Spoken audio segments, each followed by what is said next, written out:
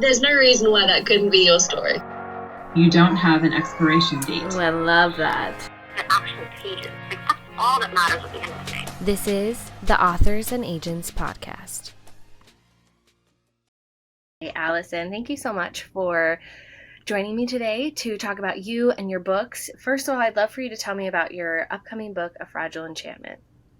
Sure. So A Fragile Enchantment is a Regency-inspired YA fantasy romance about a magical dressmaker who is commissioned to tailor a fairy tale royal wedding for a neighboring kingdom. But soon she finds herself embroiled in a scandal when an anonymous gossip columnist starts buzzing about her undeniable chemistry with the groom. And that is the quick pitch for that one. I love it. That's so exciting. I have read both of your previous novels and just loved them. Just like was a little bit heartsick after them. You know, like that feeling where it's just like, this book was so good and now it's over. So I'm super excited to see what this, I'm sure I'll have the same exact feeling. So you also have your adult debut coming out in March of 2024, right? Yes. Tell me about that one. Yes, so that one is called A Dark and Drowning Tide. As you said, it's my debut fantasy. It's got a sapphic romance, the first one in my published books. I'm very excited about that. That one is about a sharp-tongued folklorist who, while on a natural history expedition to uncover the fabled source of all magic in the world, finds herself having to team up with her insufferably gallant and very beautiful academic rival to solve their mentor's murder. They are convinced of each other's innocence, which leaves the other expedition members, 4 eccentric nobles, the only possible suspects. I love them. I had a ton of fun with that one. That is so fun. I can't wait to hear. I'd love to hear more about your wanting to do an adult one after doing a YA one. But first, I'd just love to hear, your journey to being published, your journey to having Down Comes the Night out, and then, your subsequent novels. Oh, sure. Gosh, where to begin with that? I feel like most authors, I loved writing as a kid. I was a denizen of Neopets roleplay forums and roleplay guilds. It's kind of where I got my start. I love just writing with my friends as a little escape from the world. I never actually saw myself as a novelist until, I guess grad school, really. I actually took a break from writing entirely while I was in college. But then I think I was really determined to be an academic, a professor of literature. But somewhere around applying for PhD programs, I actually never made it that far. I took the GRE. I was like, oh God, I actually am realizing that my heart lies with writing fiction rather than analyzing it. So I had written 2 novels, I think my senior year of college and my first year of grad school during NaNoWriMo, National Novel Writing Month, for anyone who's not familiar with it, where you try to write a whole book in 30 days. Ooh. It's an undertaking. Oh boy, is it. So I did that twice. I ended up finishing those books and being like, okay, well, that was that. Never bothered revising them. But after I graduated my master's program, I was in my first full-time job, and the very diligent employee that I was, definitely spent my downtime looking into traditional publishing. So I spent a lot of time on Query Shark and Absolute Right. And I think the Pub Tip subreddit, just kind of arming myself with information. I started reading YA again, which I hadn't done since I was a teen, and kind of fell in love with the genre and thought for the upcoming NaNoWriMo, which I believe was in 2017, I would try my hand. And that was the first draft of Down Comes the Night. It kind of poured out of me. And around the time I finished it, I very much had that feeling of, okay, what now? And I believe it was on the Pub Tips subreddit I learned about a program called Author Mentor Match. Unfortunately, mentorship programs seem to be dying They do. these days. They do. I know. It's sad because they were so helpful. Yeah. Like for me, it was the first time I was like, okay, here's the application windows opening in March. Here's my deadline. So I revised the book by myself as best I could. I got on Twitter. That's a good long term. It's part of our past, and it was wonderful. It was wonderful in those years. So let's remember it. Such a good time. Yeah. Yes, we remember 2018 Twitter so fondly. So good. Anyway, I applied. I was chosen. Charlie Lynn Herman was my mentor, and working with her was probably the most rewarding and in some ways the most difficult experience I'd had up to that point. She really taught me how to revise a book. We spent, like 6 to 7 months revising it. Started querying with her guidance, and I want to say DV Pit on Twitter kicked it off. Yet another dying breed of pitch contests. Yep. And I signed with my agents in January 2019. Been with them ever since. And I want to say April of 2019, they sold Down Comes the Night to Wednesday Books in a 2-book deal, which the second one in that contract was A Far Wilder Magic. And here I am. If they haven't gotten rid of me yet. I love it. They seem to be happy with you and what you're giving them, right? Yes. I hope so. Yeah, Fragile Enchantment was a second contract after the first one was fulfilled. I guess my option material. Yeah. Well, it's so exciting. I think I love asking this question because every author's journey is a little bit different, right? Like sometimes it's similar things, like beloved Twitter of, those old days. Like I used to live on Twitter in those years and met some of my closest critique partners, friends who I've never met, but through the internet, right? Like it was a good place. It was a good place back then. It was a good place. My very first critique partner, actually, we have only met in person twice, and it was at our weddings. Oh my gosh. She came to mine and I went to hers. I love that so much. I know. One of these days, I'm like, we have to hang out in normal circumstances, but and not when we're both in a wedding dress, right? Right, exactly. Well, I'd love to know did you ever query besides doing like the author mentor match? Did you ever have an experience where you were like sending out cold queries? I mean, so I kicked off the querying with DV Pit and I had a couple requests, but Claire, who I queried and ended up signing with, that was a cold query. Okay. So, and Claire is frighteningly fast. I think I queried her and then maybe the next day or even the same day, she got back to me like, yeah, give me the full. That's terrifyingly fast. It was so scary, but very exciting. Yeah. So yeah, I mean, all that is to say as I talk about these, I don't know, the halcyon days of these mentorship programs and Twitter pitch contests, like cold querying, I think, does work. Yeah. And I think it's how a majority of people get their agents. I think so too. I think, I think we learn through crafting those quick pitches, right? Because you need to be able to say it in like one line, and that's always a good exercise. But yeah, cold querying is a good method. So looking back on your querying experience and what you know now as an author and being in the industry for as long as you have, what would like your top tip be for authors who are querying right now? Give us your wisdom. My wisdom. Gosh. I mean, it's funny, this question, because the publishing landscape has changed so much in such a brief period of time. Because I remember when I was querying for the first time, people would say things like, you can test if your query is working if you have a request rate of 10%. And I think that is just not the case anymore. Like none of the metrics or the advice that I was given when I was starting out apply anymore. So in some ways my advice is just to know that it's tough. It's really tough. And it is all about connecting with the right person with the right story at the exact right moment in time.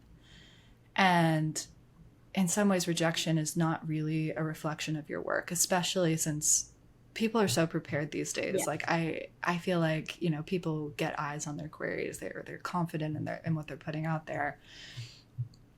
So I don't know if I have practical advice necessarily, but what I would say is that I think it's really important to protect yourself and your creativity. I see a lot of people get really discouraged and come to hate writing and kind of resentful. And it's just, it can eat at you, and it can really damage your relationship with your art. So if you're out there querying right now, like I would just urge you to take the time, especially if you can't work on something new. I certainly couldn't, just to reconnect with your other passions and try to remember, you know, that you're a full person with so many other things. Yes, exactly. Like life is meaningful. Life is good. Yeah, I guess that's what I would say. I think that's and great. My heart goes out to y'all. It sucks. It really sucks. We send you our best wishes because it's terrible. You know, Yes. I was that same way when I've been in that spot. I think we all have to a certain extent. Not, you know, even if we've tried our best to like protect our peace and protect our mental health, like you get to that point where you're just like downtrodden. You're like, this is the worst. And, you know, I could never work on anything new either. But for me, what helped was reading. I mean, it was like, okay, let me escape into the part of it that grew my love of writing, which was reading at first, you know? So I think for me, that was what always helped, was like, I'm just going to pick up and read all these books, and then maybe I'll feel better afterwards. Absolutely. Yeah. And it's so essential to like you say, just steep yourself and all the good stuff that, I mean, refills the well, as they say. Yeah. I think that's a good idea too. So I'd love to know your favorite part of your publishing journey and your least favorite part so far. Gosh, let's start with the least favorite first. I guess because I'm kind of in it right now. I feel like once you're in it, the favorite parts and the least favorite parts are kind of cyclical. I can see So that. I really do not enjoy promo.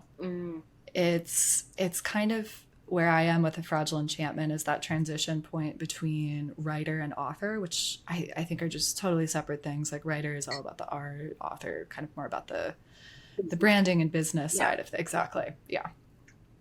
So it's just a very vulnerable time where you let this book go and the very earliest of readers are getting it, and you just start worrying about things that objectively just don't make sense, and obsessing over like, oh my gosh, is this going to connect with people? At the same time, you're kind of frantically putting together Instagram reels or bonus content and all this stuff. It can be fun, but I think it takes a couple months of early copies being out before you just kind of get beaten down enough that you hear everything that there is to possibly say about your book, and you're like, okay, nothing can hurt me anymore. Yeah, so I would say that's the least favorite part, this tender stage when your book goes out into the world for the first time. But I feel like the opposite side of the coin is my favorite part, is kind of once you have developed that distance from it and it starts going out to readers, or it has been out with readers for a while, and you can start hearing from people who really connect with it. Oh, yeah. I think that's the most rewarding part. There's that Kazuo Ishiguro quote I like so much that's something to the effect of, you know, writing is a way of just asking that question. You know, that this is how it feels to me. Does it feel this way for you too? So knowing your work resonates with someone in the same way it resonated with you is why I do this. Yeah. But I also really like the planning stage of ideas where anything is possible. Usually even before I start outlining, just spending time scrolling Pinterest and scribbling little ideas in your notebook and dreaming up romances. Right. That's very fun to me. That's so fun. You know, I think I think your least favorite and your favorite part are so intertwined too, because you've got to go through your least favorite part to get to your favorite part. Exactly. Right? You do, and that's a bummer. Yes, but it hardens your skin a little bit, and that is the hard thing about putting your story out in the world, is there will be people, like you said, who connect with it, who love it, and there'll be people who'll be like, okay, not really for me, but that still hurts you, right? Because it's your it can, and until you're like objectively like, okay, my book is not going to be for everyone, right? Right. Eventually it gets to a point where it's kind of funny too. I've seen some authors who turn their like 1-star reviews into very humorous like images and stuff, and I love that. Yes. I'm like, oh, that's the best. I think I've seen Jay Kristoff doing that. That did get a chuckle out of me. Yeah. It's like, I don't think I'm that thick-skinned, but I respect it. Maybe someday, maybe a few books from now, yes, maybe. So, talking about, the possibility of new ideas and drafting and writing a new story, how does that look for you? Are you a really organized like outliner, or do you just kind of like write whatever comes to you? I think I am more on the planner side of things. I really admire people who can just go with it. Oh, yeah. But I feel like, I think I've heard it called the flashlight method. Mm-hmm. It's somewhere in between. So I do put together an outline before I start drafting. It's kind of a loose version of the Save the Cat beat sheet. Mm-hmm. But I don't go too in depth with the scenes. It's just kind of a general sketch of what I think might have to happen, and oftentimes the book will surprise me very much, and characters will behave in ways I don't expect, right. Or of course the solution that I have in mind actually just doesn't work at all, so I'll kind of have to change the plan a bit as I go. But I definitely find I need that roadmap.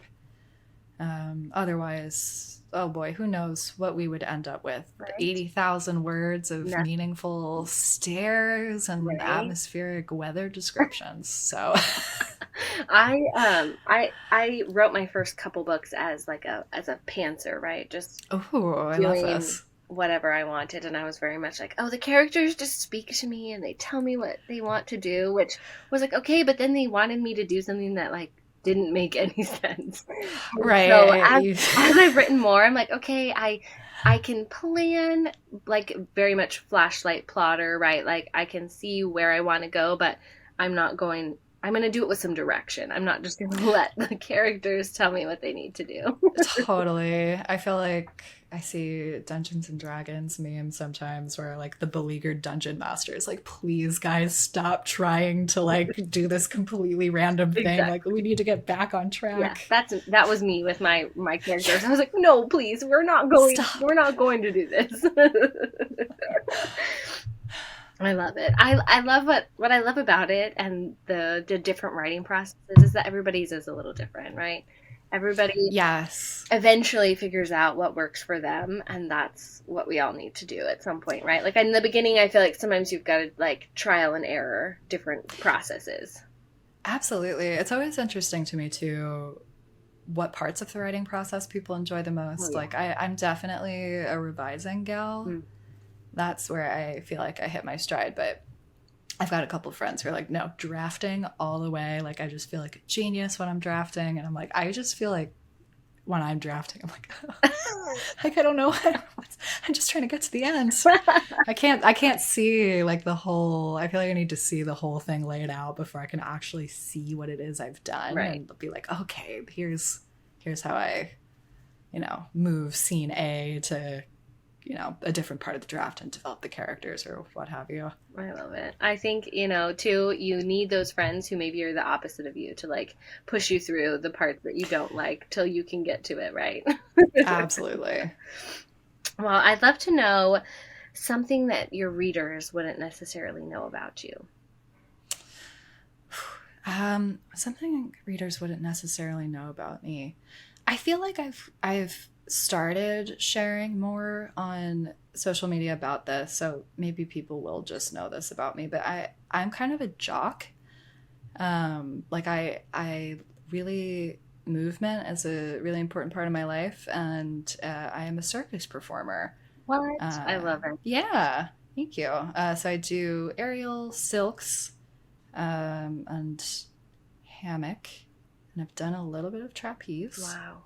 But I have performed, and I am certified to teach aerial silks. But actually, I just got that certification this year. So that's amazing. It's kind of, thank you. I feel like that must take like so much strength in your body to be able to do that. It does. It takes, it's, You're like, beginners will always be, I'm like, yeah, how did that, but it's the kind of thing where you get the strength just by showing up. okay. I'll get a lot of beginners be like, come ask, do I need to get a pull-up bar? Do I need to get my own silks for home? I'm like, oh God, no. Like it's kind of like your brain gets strong before your body does. It's kind of like the more you orient yourself to being like in the air or upside down, like the quicker things come to you. I love it. How did you get into that? Is that something you've always done? No, I think just totally on a whim. I want to say I saw a aerial silks performance on Instagram sometime in 2016, and I was living in Austin at the time and just Googled aerial silks near me and found a studio, went to a class, and just never stopped going, which I really didn't expect. I kind of thought it would be a thing I would try once and be like, right. Okay, that was cool. But I absolutely fell in love with it. It's one of those things that has been really good for me because, kind of as we've been discussing, writing is something that can be very consuming, and not only the process of doing it, but also worrying about it. And aerial silks is very much a thing when you're 15 feet in the air. You cannot focus on much of anything except for what you're doing in the moment. So it's a very important part of staying sane in this industry for me. I love it. It's like a little bit of a release, escape. Just kind of sounds like something else good to break up what, like you said, the worrying about writing or the actual writing. Totally. I love it. So I'm going to skip a question here and we'll go back to the other one. But since we're kind of talking about this, so, writing, like we've been saying, it can be just a lot of work. It can be very emotionally draining at times, stressful experience, the querying, or just the writing itself, depending on what you're writing. So, based on your own experience, what's like one tip or one thing you would say to writers to kind of try to manage that? It's tough because it's something I struggle with sometimes as well. But I think the one thing that you can do is, at least when it comes to the worrying about, what will people think of this? Will anyone like this? Is this worth doing? Is, I don't know, just leaning into that specificity and those emotions. I have been very gratified that the tenderest, most vulnerable pieces that I've put of myself into my books have been the things that readers have resonated with the most. Yeah. And that's kind of kept me going in these moments. It's like none of us are alone in this world. Yeah. And kind of that's what keeps me going. But at the same time, like you say, it can take you to difficult places. I don't know if I have necessarily advice for that, because it can be kind of cathartic. Well, as you're speaking, I'm like, as you might be struggling with that emotion or whatever you're writing, remembering that you're not alone and that there's other people out there feeling the same way or feeling similar feelings that are going to be able to, feel seen or heard by what you're writing. Absolutely. Yeah. In particular, when I was writing A Far Wilder Magic, a lot of Margaret's character arc is this difficult relationship with her mother. And she's a kind of character who just doesn't seem to realize that, she doesn't know that anything's wrong. She hasn't experienced anything different. And I think there's a certain kind of magic in fiction that when you can invite someone into your character's inner life and help them, or not even help them, but when they read a story and they feel indignation or sadness or rage on the behalf of a character, they can start to feel that same sort of empathy for themselves. Yeah. And I think that is, I don't know, that's the alchemy, if you will, of reading books. Yes, isn't it? It's really cool. It is very cool. Well, my question that I skipped, because we were talking about how writing can be just a long process, right? You got to put a lot of work into it. So on a typical day for you, when you're working on a book, what does your day look like? Like, how much time do you spend writing on a typical day? Never as much as I'd like. Right? Oh, goodness. Yeah, I mean, for me, part of it is being constrained by a day job. And lately, I have a 7-month-old puppy, so she does not a lot of work. Tolerate long stretches of writing before she just gets very bored. Yeah. I'm sure you can relate to. My 9-month-old son is very similar. Yeah, he's like, what are we doing? No, staring at a screen is time for paying attention to me. But that aside, like you say, a typical day will vary for me depending on what stage of the process a book is in. So, for example, my world for the past month has been A Fragile Enchantment, which is, the text is done. I don't have to read it ever again if I don't want to. There you go. Actually, I haven't gotten sick of this one yet, so that's a good sign, maybe. Either way, a lot of my time has been kind of promo prep, so making some bonus content, commissioning art, administrative stuff as marketing and publicity starts kicking up. It's a lot of writing emails, answering emails. So honestly, I don't think I've written any fiction in a couple of weeks, which is kind of nice to have the built-in break. Oh, yeah. But tomorrow, I will start drafting a brand new project. Ooh, exciting.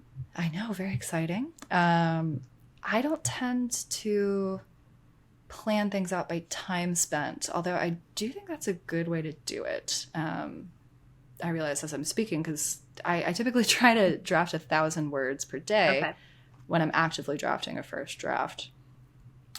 And sometimes I can take 1 hour, sometimes it can take it depends. 10 hours. Yeah. So I try as best I can to hit that benchmark every day. But I have found a software called Pacemaker, which has allowed me to be much more compassionate with myself. Because I'm sure a lot of you listening probably have this experience too, where, my goal is to write 1,000 words a day. So if I miss a day, naturally I have to write 2,000 words the next day. Make it up. Obviously. And then, the cycle continues. It's like, oh my God, I have to write 16,000 words today. That's just not going to happen. That's a lot. Yeah, right.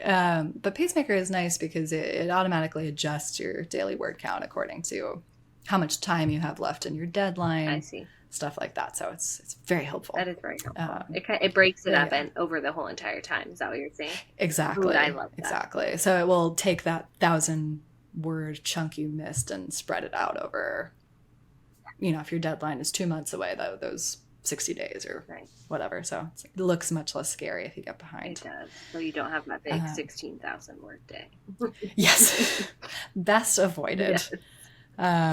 But yeah, so it can vary. But, drafting tends to be a much more finite, or not finite, but like a conclusive. When I'm done, I'm done. Yeah. But when I'm revising, I could spend literally all day revising, and I have to pull myself physically away sometimes. Oh yeah, you get lost. It's sucked in.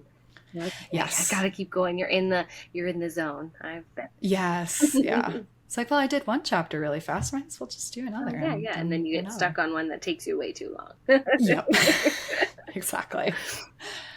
Well, I have just 2 questions left for you. They're just easy, fun questions. Oh, good. I'd love to know how many bookshelves you have in your house. Oh, I want to say, so I live in a 1-bedroom apartment, and you can see 2 of them behind me here. It's kind of divided between like a his and her shelf. I see. Although I've started, mine's the smaller one, but I've started colonizing his with my books. So, but then we have another 2 over there, And that's actually all my husband's. He's a PhD student, so he accumulates a large number of library books. Yes, I bet. And then we have infinite number of shelves. I mean, not quite shelves, but just kind of places where you find books just forming stacks, like right next to me, our entire coffee table. Oh, I bet. My nightstand. Yeah. The nightstand is a classic, right? You at least 5, 10. Yes. Many books. Easily. I hear you there. Yeah. Well, awesome. How many do you have? I have 4 bookshelves. Okay. Although 2 of them are like half books, half my like work, because I sell and design greeting cards also. So like, oh, how cool. Half of them are that, and then I have lots of stacks. Yeah, the stacks just It's just like a cute way to display them. Right. Yeah, actually, this morning I opened my closet. I have a bureau in my closet. This is the space we're working with. And my box of Fragile Enchantment arcs arrived, my early copies. And I'm like, I don't have any shelf space. So I just put them on top of the bureau in the closet. So every time I open it in the morning, I'm, there they are. There they are, your beautiful books. Yeah. Oh, boy. I love it. Well, yes. we find places to put books wherever we can if we run out of space. Yeah. Yes. So my last question might seem hard, but it's not. So I'd love to know what your favorite book is right now. Not your favorite book of all time, not the best book ever that you've ever read, but just something you've read recently that you really liked. Okay, so I want to say my favorite book probably of this year, I've been recommending it to literally everybody who will listen to me, is Emily Wilde's Encyclopedia of Fairies by Heather Fawcett. Okay. It is just delightful. Funnily enough, Heather was one of those authors I read in 2017 when I was getting into YA. Her debut was one of the ones I was like, oh my God, I want to write YA like this. So it was really cool to read her. This was her debut adult fantasy, and just kind of fall in love with her work again. But it's kind of got like a, oh my gosh, what is that series called? The Natural History of Dragons. And a little bit of Howl's Moving Castle. Oh, the best. In that the love interest is just kind of a handsome layabout, good for nothing, but and the protagonist is like this very serious scholar. And they're academic rivals. Of course, she's like very diligent in her research, and he fabricates all of his data. Yeah. And they wind up together in this isolated snowy village trying to conduct a ethnography of the fairy folk in the area. And yeah, it's just whimsical. I love it. Just completely magical. So I love that one. Well, that sounds like a really good one. I'm adding it to my list. I'm not sure where I'm going to put it in my house, but I'll find it right here. I don't know, maybe like some wall art at some point. Yeah. Yes. Well, Allison, thank you so much for chatting with me today. It has been an absolute pleasure to chat with you and to, pick your brain about these different things. I'm really excited to have your next 2 books come out, and I can't wait for everybody to read them and to see what else you give us. Oh, thank you so much. It was my pleasure.